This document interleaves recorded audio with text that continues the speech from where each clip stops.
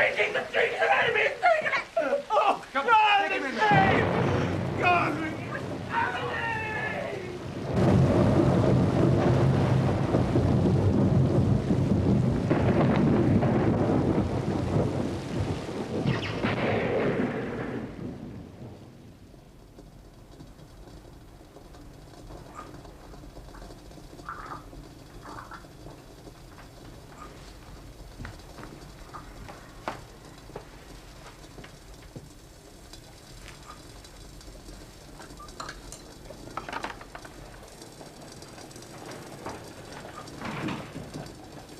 Holmes?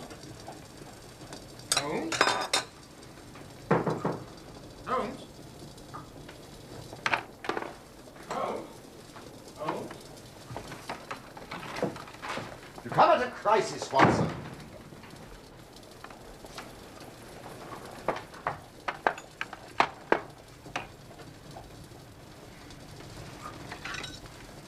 Help yourself to tobacco from the Persian slipper. I shall be at your service in an instant.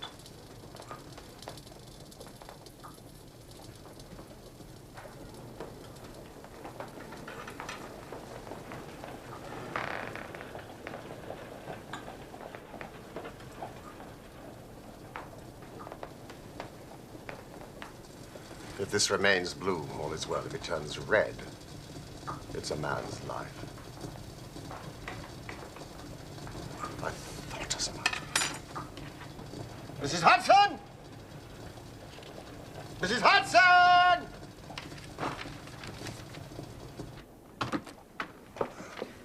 Would you find Billy, please, and tell him to dispatch these telegrams without delay? Thank you. Oh, sit down, Watson. Ah.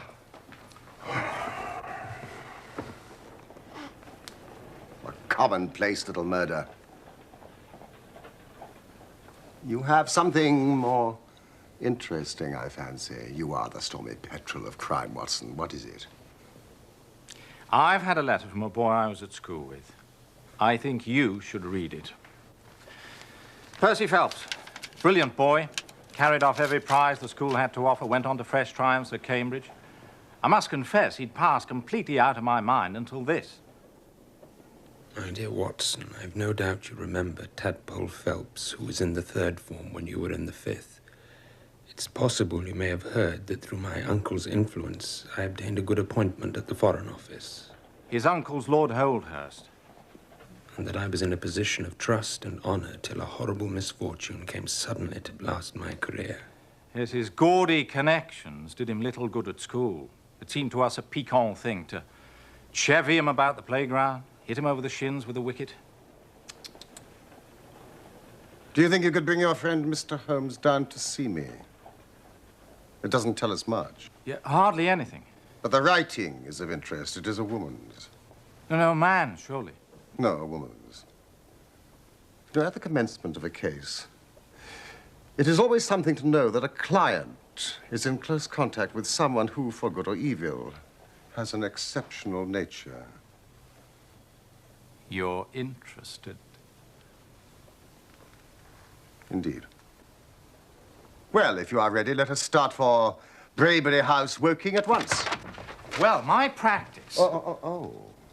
Well, I mean, if your cases are more interesting than mine... I was going to say my practice would do very well for a day or two. It's the slackest time of the year. Excellent. Then let us visit this diplomatist who is in such evil case, and the lady to whom he dictates his letters. Mrs. Hudson! Hot water!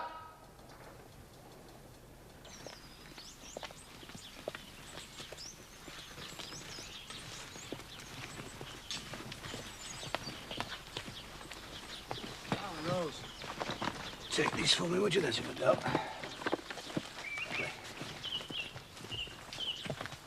Mr. Sherlock Holmes. And this is my colleague and friend, Dr. Watson. Dr. Watson, I'm so glad you've come. Percy's been inquiring after you all morning. Poor chap. I perceive that you yourself are not a member of the family. Of course. You see my J.H. monogram. No, for a moment I thought you'd done something clever. Joseph Harrison's my name.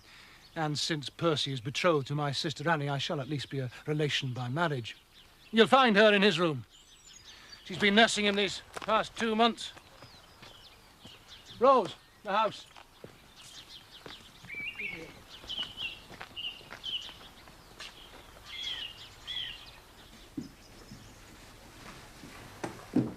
Now listen, they're here. Shall I leave? No. No.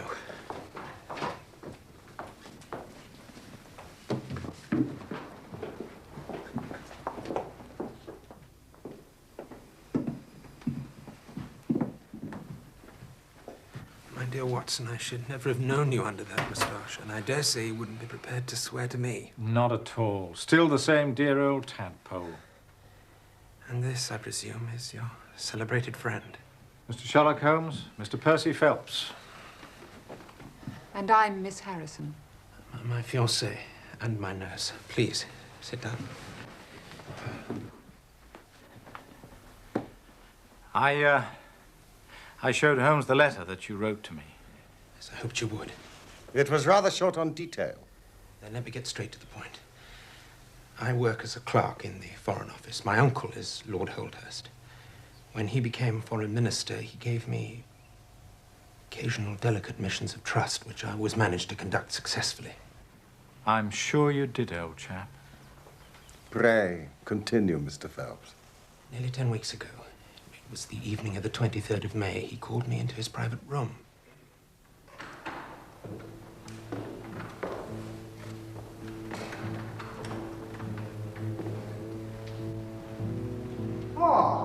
Percy, my dear boy. Good evening, sir. You've heard of the naval treaty that has just been drawn up between England and Italy? I've read rumors in the press, sir. Most regrettable. And it is of the utmost importance that nothing further should leak out.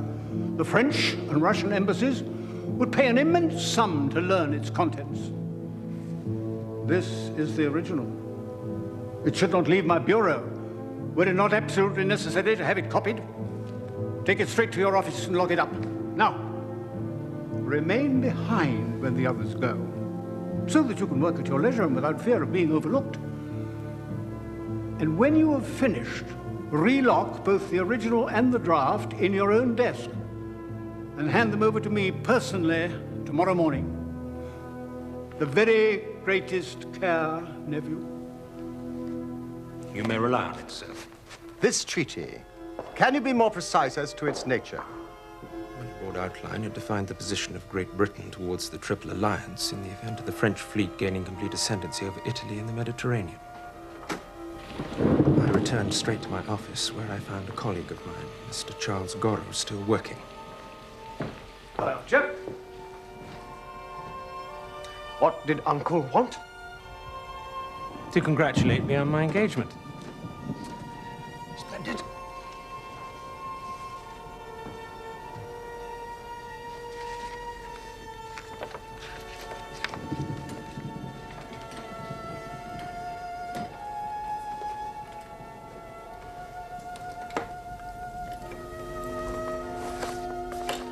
Nothing else? Some fishing dispute he wanted me to copy.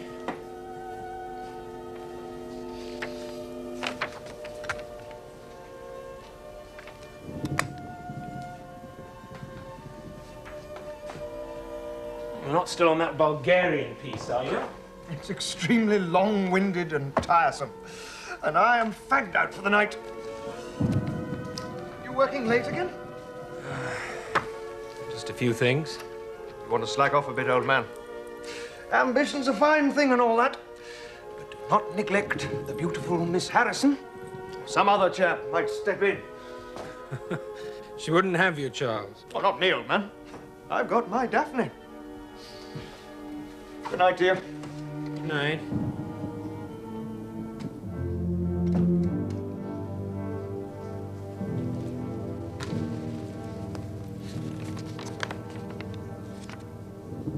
You made sure that he was gone before you started work. Quite sure.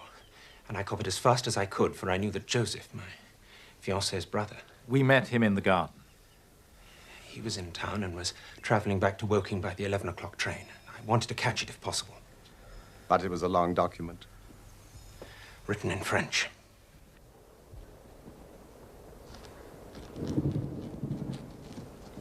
By 9 o'clock, I was feeling drowsy and scarcely a third of the way through. I thought a cup of coffee might clear my brain, so I rang the commissionaire who stays on duty all night in a small lodge at the bottom of the stairs.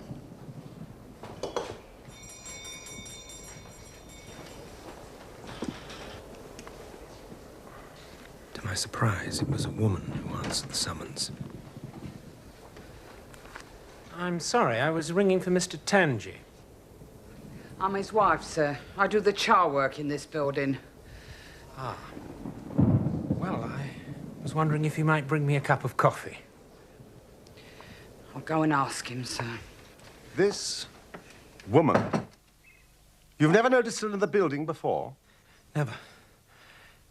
The coffee was some time coming.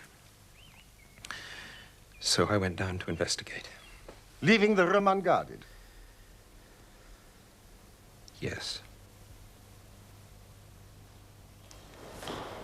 I found Tangi asleep.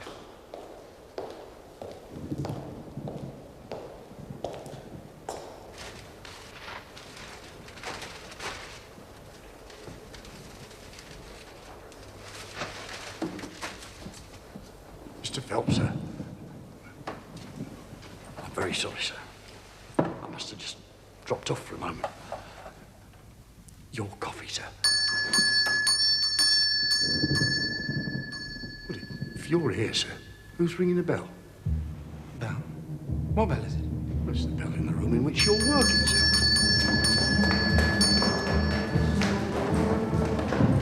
Ran back upstairs, and the document was gone from your desk. Yes. God, no.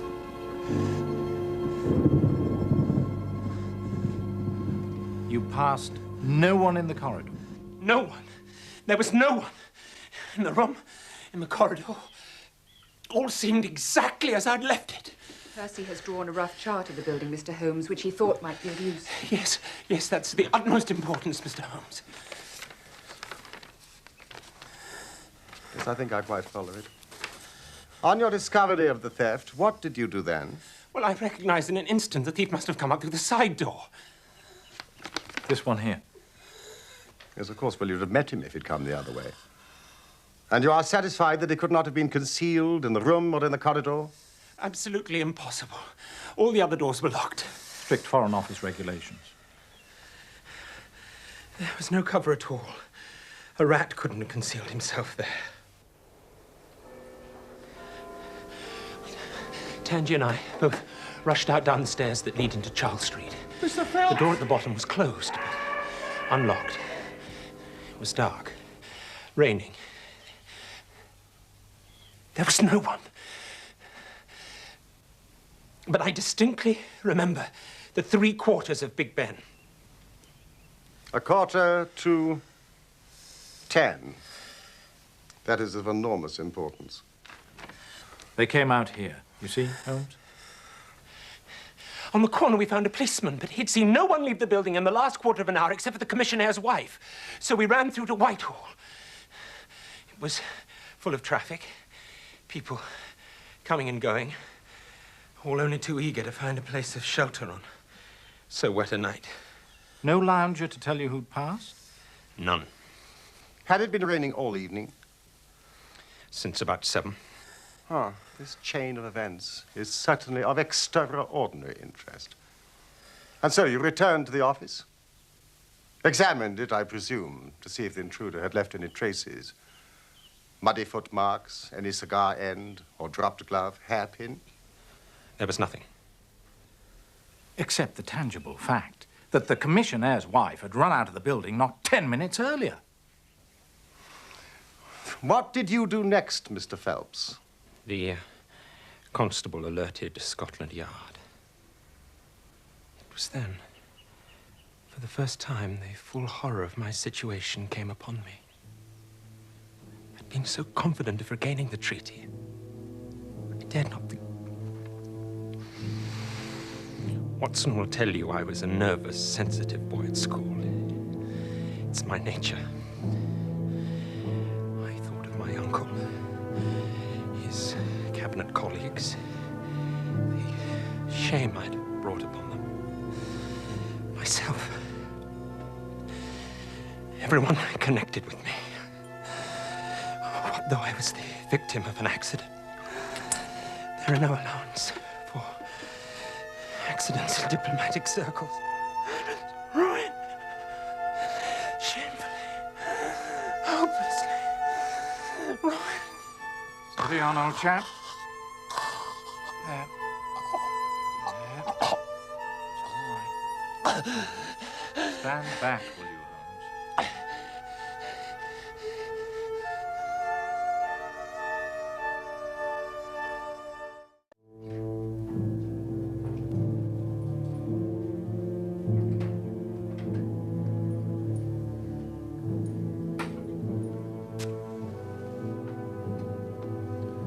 Is the investigation concluded? Adjourned. Poor old Percy. Terrible strain, all this. Career in the balance. It seems not to have affected your sister's devotion. How long has she known Mr. Phelps? Well, they met in Northumberland in the winter. Percy was travelling on government business in our part of the world. It was love at first sight. Do your people approve of the match? Indeed, Mr. Holmes. Especially when they learned of Percy's connection with Lord Holdhurst. My father is an ironmaster and a staunch supporter of the Conservative Party. She came down here to meet Percy's people, and you came as escort. That's right. Just before they left for America. The wedding is planned for September, if the poor chap recovers. I suppose you only intended a short visit, and then came the smash.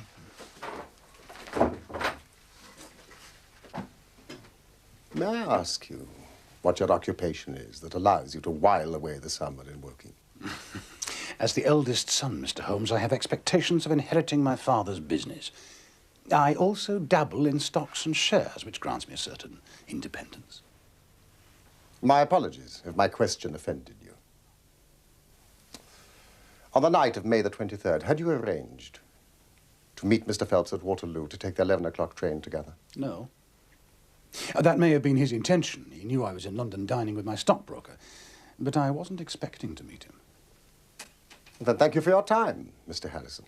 Shall I, and would you, the sick room?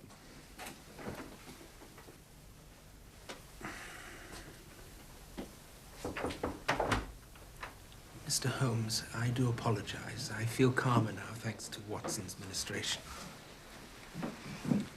Gently with him, Holmes. Mr. Phelps, that is just the matter of the commissionaire's wife. Yes, of course. As I remember, shortly after our return to my office, Inspector Forbes of the Yard arrived to take up the case with considerable energy. We hired a hansom, and within half an hour we were at the Tangys' home in Brixton. The door was opened by his eldest daughter. What you want? Is your mother at home? Not yet. She does a night job, cleaning. Well, wait for her, if you don't mind. In here.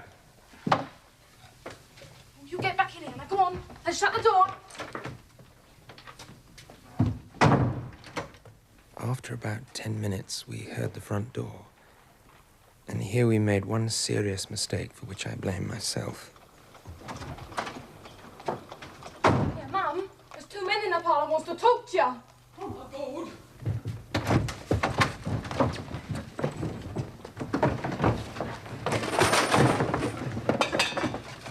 Why? If it isn't Mr. Phelps of the office. Come, who do you think we were when you ran away from us? I thought you was the bailiffs. We've had some trouble with a tradesman.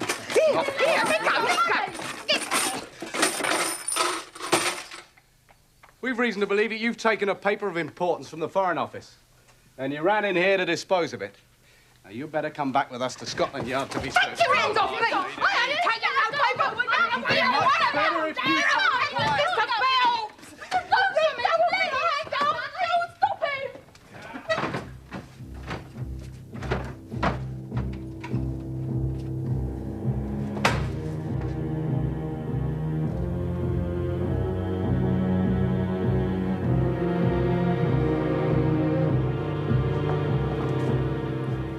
Made a full examination of the kitchen, Yes. There was no sign of the documents. A four-wheeler was brought and we all three drove back in it to Scotland Yard. I waited in an agony of suspense until the female searcher came back with her report. They found nothing? After that, I have no clear recollection. I believe a police officer drove me to Waterloo, where, by the merest good fortune, I met Dr. Ferrier, who lives near us and was traveling down by the next train. The train you caught now would have been? The 11:40, I think. Dr. Ferrier most kindly took charge of me. Just as well he did, for I had a fit in the station, and before we reached home, I was practically a raving lunatic. Your brother had already returned? Yes. I was surprised, but not unduly worried that he was alone. Percy often worked late, and I knew there was another train. So I went to bed. And sometime after midnight? I was woken by the most fearful commotion in the hall. Yes, come on, bring him in here! Oh, God, it's this! God, Your brother was sleeping down here in this room? Yes. My family were taking advantage of their trip to America to have several of the upstairs bedrooms redecorated. It was evident that poor Percy was in for a long illness. So Joseph was bundled up to my room, and this was turned into a sick room for me.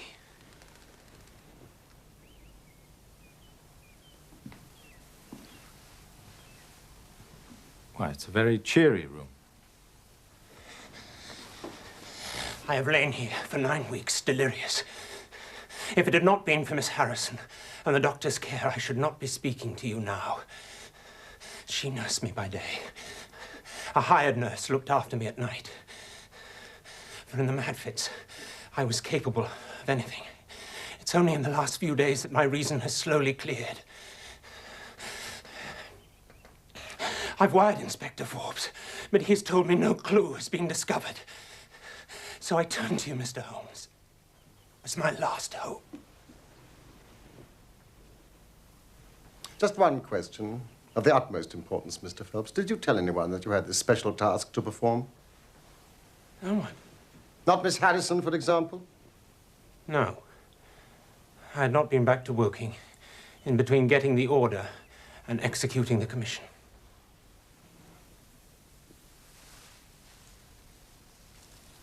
What a lovely thing. Roses. There is nothing in which deduction is so necessary as in religion. It can be built up as an exact science by the reasoner. Our highest assurance of the goodness of Providence seems to me to rest in the flowers. It is only goodness which gives extras. And so I say again, we have much to hope from the flowers.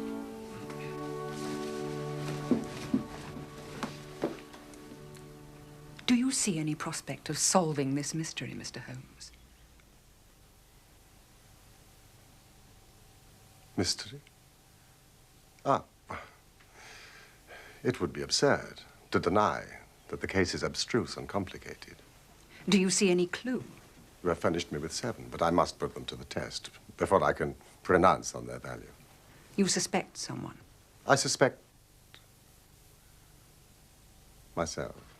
What? Of coming to conclusions too rapidly. Then go back to London and test your conclusions. Your advice is very excellent, Miss Harrison.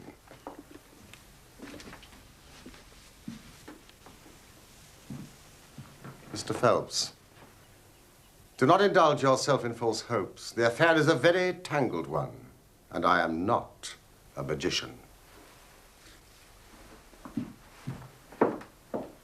Hey! Little varmint. What do you think of Miss Harrison? A good sort, or I'm mistaken. I thought you were rather terse with her. Was I? She was only protecting her loved one. A little overprotective, perhaps.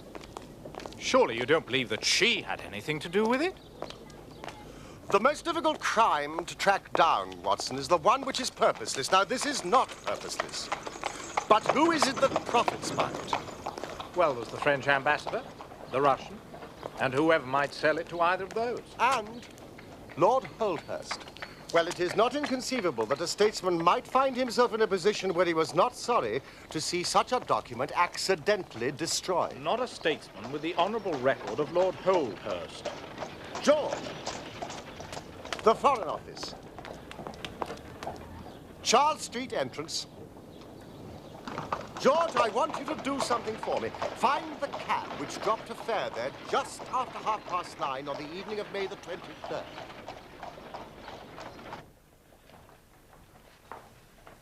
Godot. A French name. Huguenot, actually. But I'm as English in sympathy as you are, Mr. Holmes. Am I under some sort of cloud because of my name? Oh, no, no. Holmes has a French grandmother.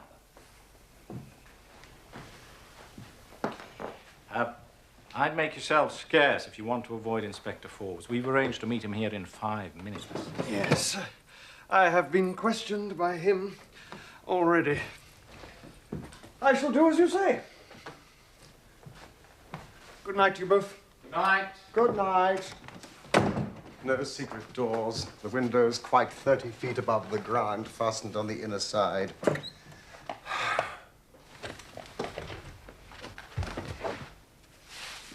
The carpet prevents any possibility of a trap door. Now, whoever rang the bell rope must have come right over to the desk. Why ring it? I mean, was it the thief out of bravado? Or was it someone with the thief who tried to prevent the crime?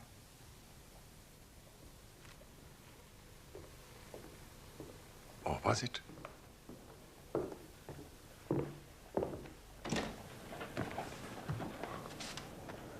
Inspector Forbes, I believe. Mr. Holmes, I'm a very busy man. I have other cases besides this one. But none so vital to the national interest, I'll wager. May I introduce my friend and colleague, Dr. Watson? What do you want from me, Holmes? I know about your methods. You're ready enough to use our information. Then you try and finish the case yourself and bring discredit on us. On the contrary, in my last 53 cases, my name has appeared in only 4, and the police have the credit in 49. I don't blame you for not knowing this. You are young and inexperienced. But if you wish to get on in your duties, you will work with me and not against me. Now then, what steps have you taken? Tanji, the commissionaire, we've cleared. He left the guards with a good character. His wife's a bad lot, though. She drinks.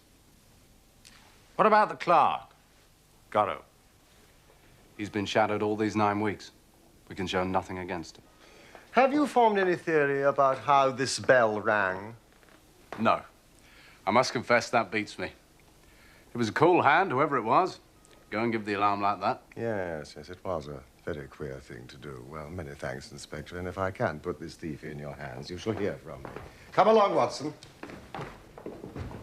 May I ask where you're going now? To interview Lord Holdhurst, the cabinet minister and very possibly the next Premier of England. Good evening, Inspector. I can't pretend, Mr. Holmes, that I'm ignorant of the reason for your visit. But in whose interests are you acting, may I ask? In the part of Mr. Percy Phelps. Ah, my unfortunate nephew. You can understand that our kinship makes it the more impossible for me to screen him in any way. Yes, but if the document is found, Lord Holdhurst... That, of course, would be different.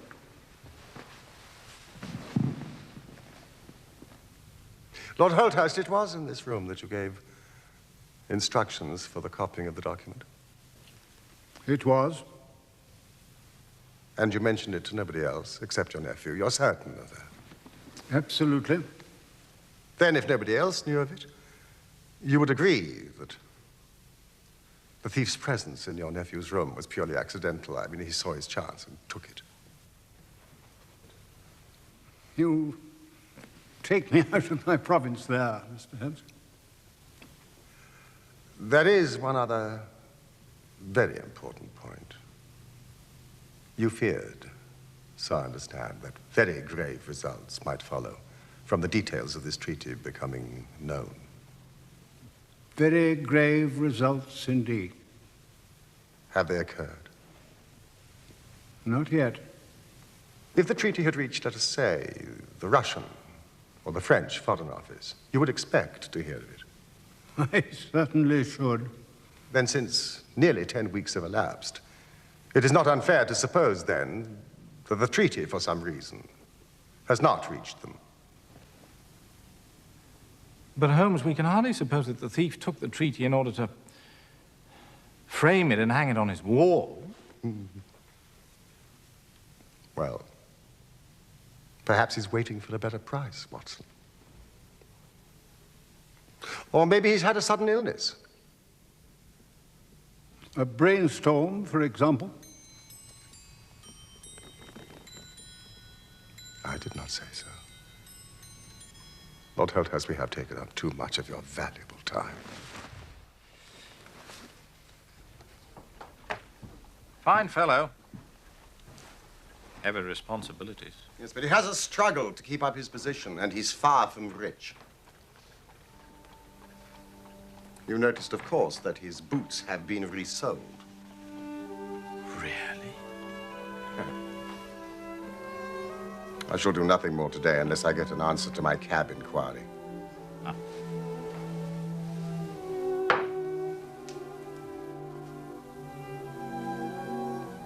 All right.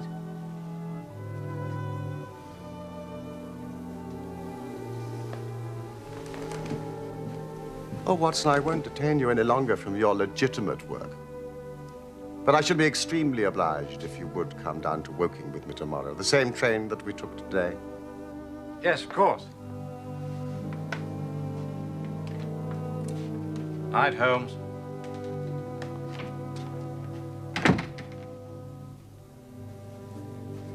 No. No. Tonight I shall sleep my own sleep. And alone. But Percy... Mr. Holmes has imbued me with fresh hope, and I feel I'm on the mend. We have an appointment in church in September, my love, and I mean to keep it.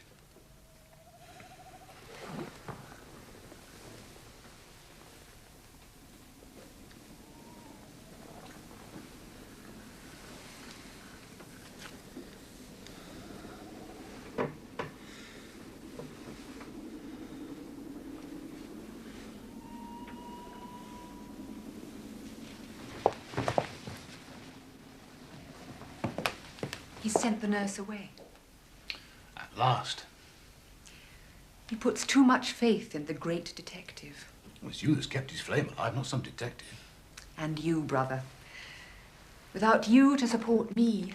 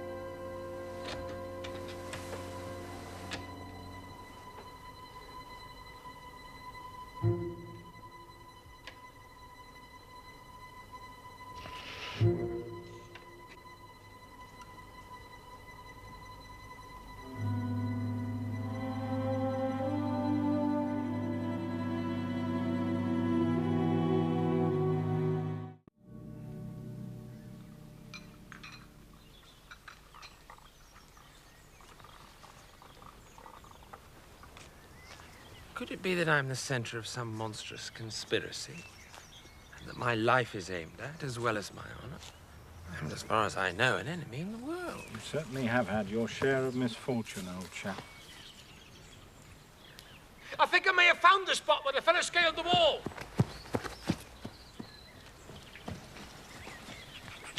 It's towards the road. Ah, do you think this was done last night? It looks rather old to me. No, I fancy we shall get no help there. Now, why did the intruder choose the window onto the courtyard. I should have thought this side of the house would have been easier. It's more visible from the courtyard. Oh, yes, of course.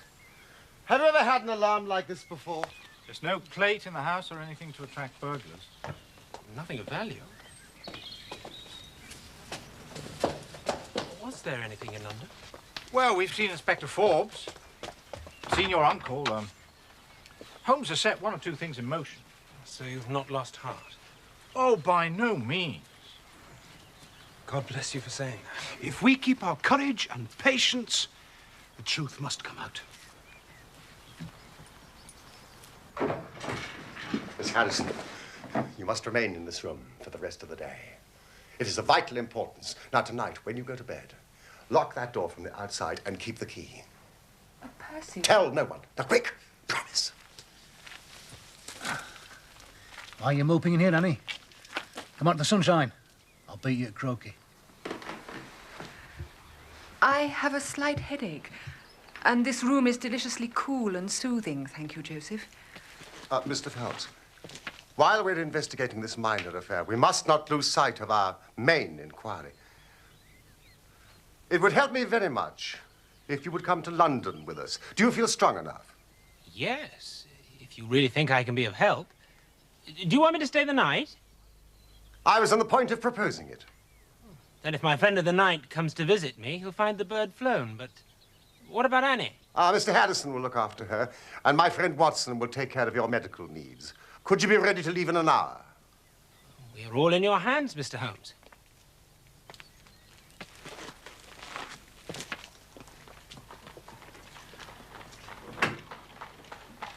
There are one or two points I wish to clear up, and your absence, Mr. Phelps, will rather assist me. Watson, when you reach London, drive our friend straight to Baker Street and remain with him until I see you again. Now, gentlemen, I shall leave you. What about our investigation in London? I hope to be in London in time for breakfast. He really is the most inscrutable fellow, Watson.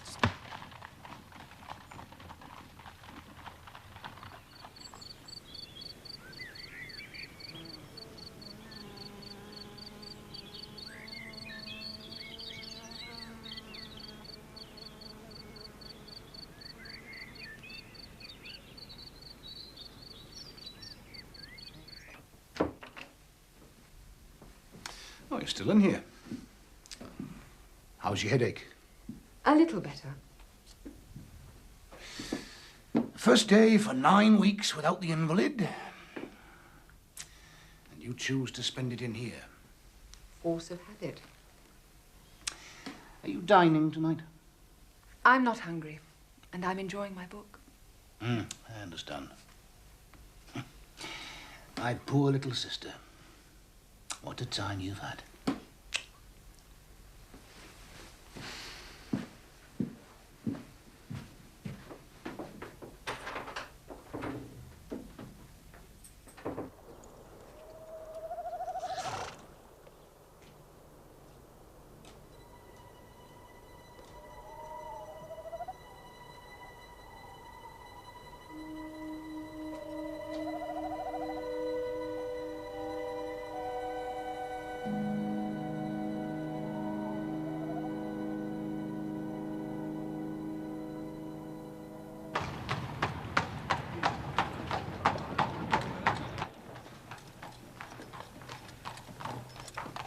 That'll be Mr. Holmes returning now, sir. Thank you, Horace.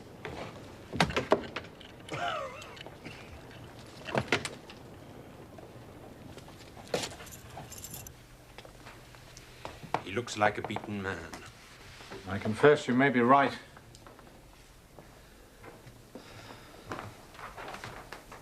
I hope for so much.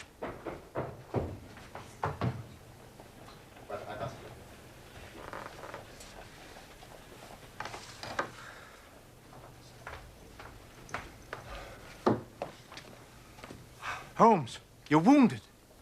Oh, it's only a scratch to my own clumsiness. Good morning, Mr. Phelps. This case of yours is certainly one of the darkest I have ever investigated.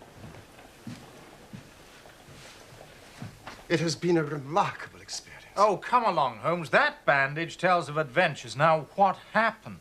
After breakfast, my dear Watson, remember, I have breathed 30 miles of sunny air this morning. There's been no answer to my cab inquiry, I suppose. Well, one cannot score every time. Mrs. Hudson, you have risen to the occasion. Won't you join us, Mr. Phelps? Now, what's in this? A curried chicken, sir. And this? Ham and eggs. Her cuisine is a little limited, but she has as good an idea of breakfast as any Scotswoman. Now, what will you take, Mr. Phelps? Curried fowl, eggs, or will you help yourself? Thank you. I can eat nothing. Oh, please, try the dish before you. Thank you. I would really rather not. Oh, well, then I suppose you have no objection to helping me.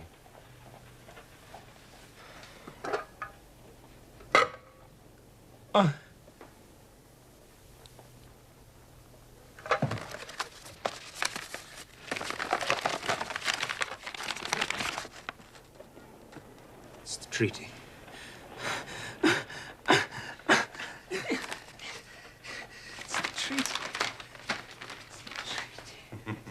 My God, it's the treaty!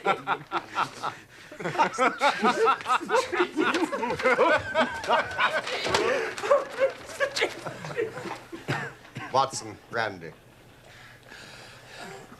Ah, there. It really was too bad of me to spring it on you like that. But Watson here will tell you that I never can resist a touch of the dramatic. God bless you for saving my honor. Thank you, Mrs. Hudson. Oh, thank you for your many considerations. A Scotswoman's breakfast, indeed. A silly bit of paper. Please, tell me how you got it. Where it was. After I left you, I settled myself into the English countryside and spent a charming afternoon. I remained there until dusk. And then I returned to your house. I clambered over the wall and made my way through the undergrowth until I reached the stables just opposite your bedroom window. The blind in your window had not yet been drawn, and I could see Miss Harrison reading a book by the light from a lamp.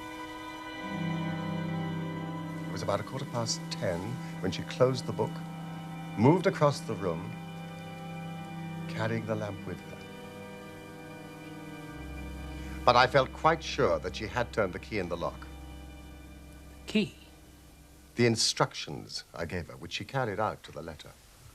Mr. Phelps, she is a lady of rare character. Without her cooperation, you would not have that paper in your hand now.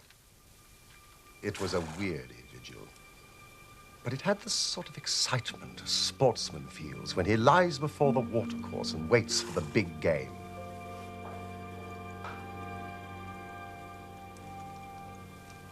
What happened? What happened?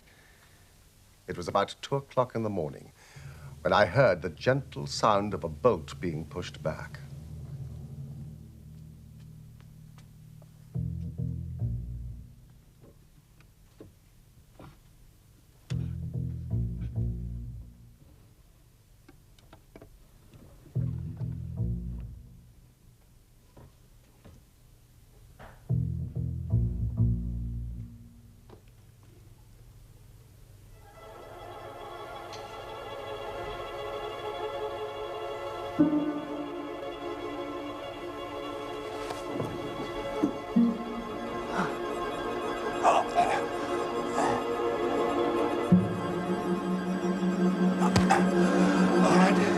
All right, Holmes. What you gonna do with me? I've got what I want. Now, run for it.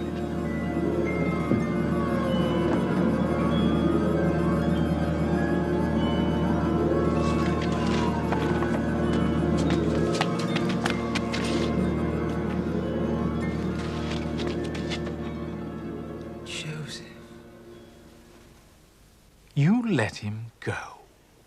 I wired full particulars to Inspector Forbes. If he's quick enough to catch his bird, well and good. But if, as I shrewdly suspect, he finds the nest empty, why, all the better for the government. I fancy Lord Holdhurst, for one, and Mr. Percy Phelps, for another, would much rather the affair never got to a police court. My God, do you tell me that during my 10 long weeks of agony, the stolen papers were in the very room with me all the time? And Joseph, a villain and a thief.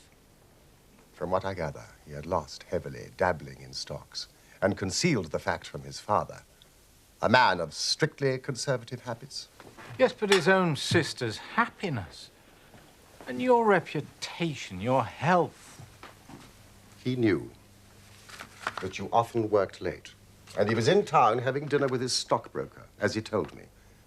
But he was free by 9:30 and called by your office, entering through the side door. Percy!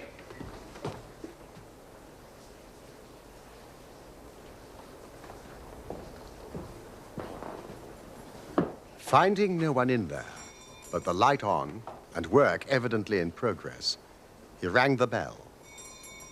The instant he did so, his eye caught the paper on the table. He knew at once that chance had put in his way a state document of immense value.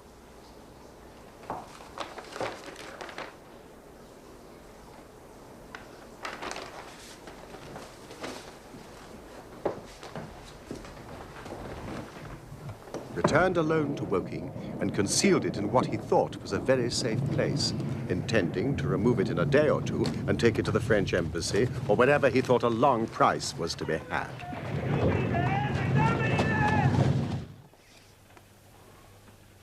Then came your sudden return.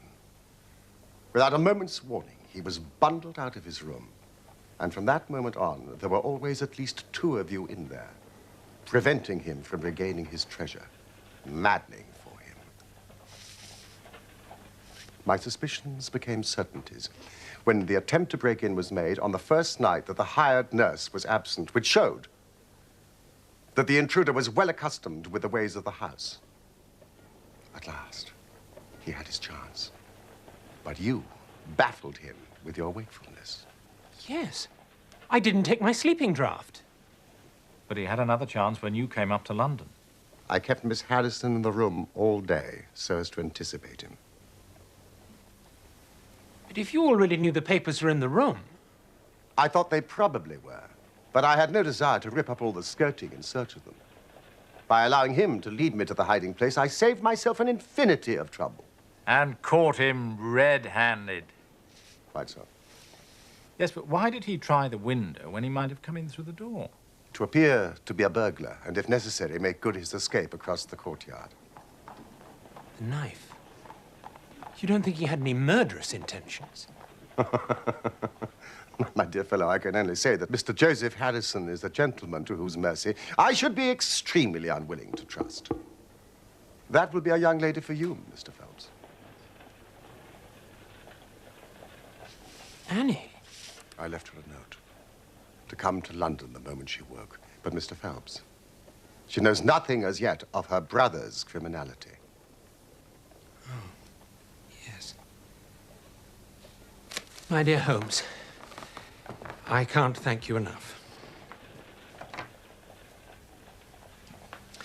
I shall go down at once and explain everything. Percy, goodbye, and good luck.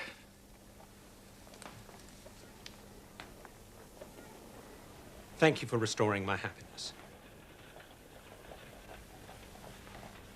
There's a young lady at the door, sir. Mr. Holmes? Hot water. Thank